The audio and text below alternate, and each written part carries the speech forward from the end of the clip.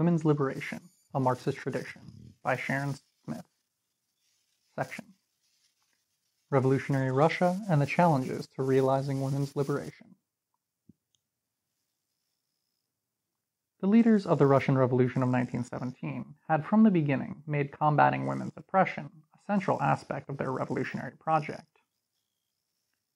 During its brief existence, this revolutionary government offered a glimpse of what a genuinely socialist society could offer in creating the material conditions for women to be liberated, but also the challenges that must be faced in making women's liberation a reality in a post-revolutionary context.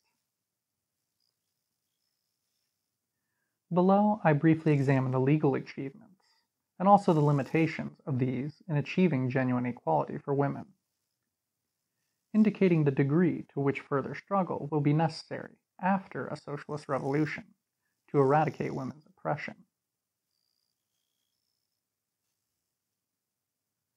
To be sure, the revolutionary government enacted legislation establishing full social and political equality for women, the right to vote and to hold public office, the right to divorce at the request of either partner, the principle of equal pay for equal work, paid maternity leave for 4 months before and after childbirth, and childcare at government expense.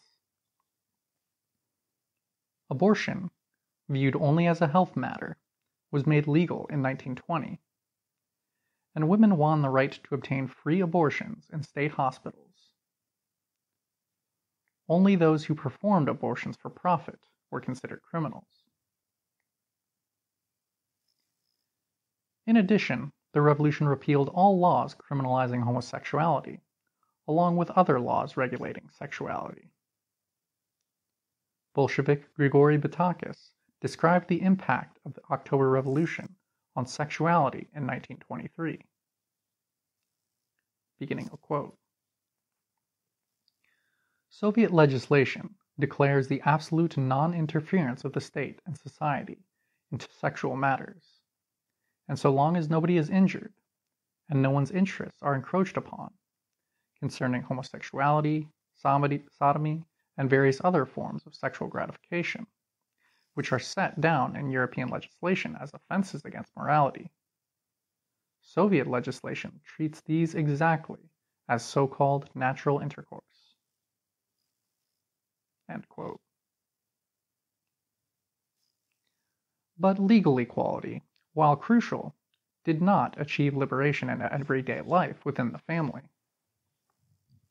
As Lenin explained in 1919, quote, "Laws alone are not enough, and we are by no means content with mere decrees. In the sphere of legislation, however, we have done everything required of us to put women in a position of equality, and we have every right to be proud of it. The position of women in Soviet Russia is now ideal as compared with their position in the most advanced states. We tell ourselves, however, that this is, of course, only the beginning." End quote. Lenin commonly referred to women's oppression within the family as domestic slavery, and he expressed alarm at its continuation in a post-revolutionary Russia. In a 1920 interview with Zetkin, several years after the revolution, Lenin spoke in detail about the obstacles women continued to encounter in their domestic lives. The following quote from Lenin makes clear that Russian Marxists did not expect women's oppression to automatically disappear after the revolution, but recognized the need for continued struggle. Beginning of long quote.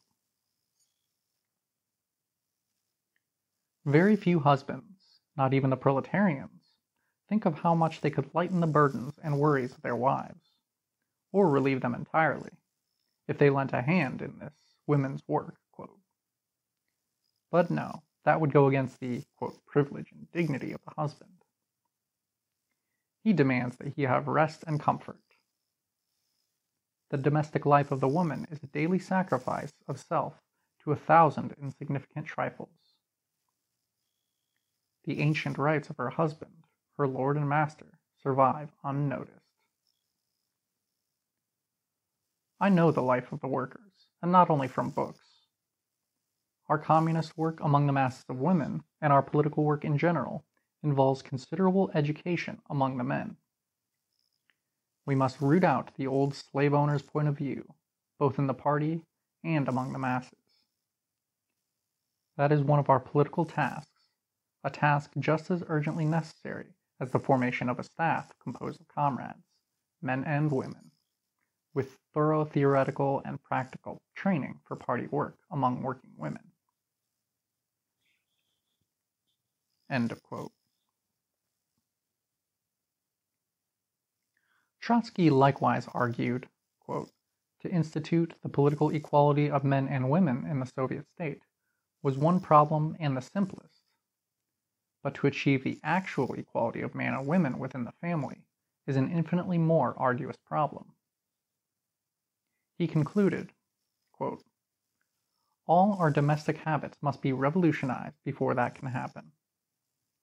And yet it is quite obvious that unless there is actual equality of husband and wife in the family, in a normal sense as well as in the conditions of life, we cannot speak seriously of their equality in social work or even politics.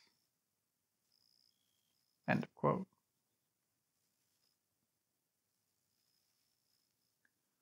The Bolsheviks thus never harbored the illusion that a victorious socialist revolution is all that is required to end women's oppression.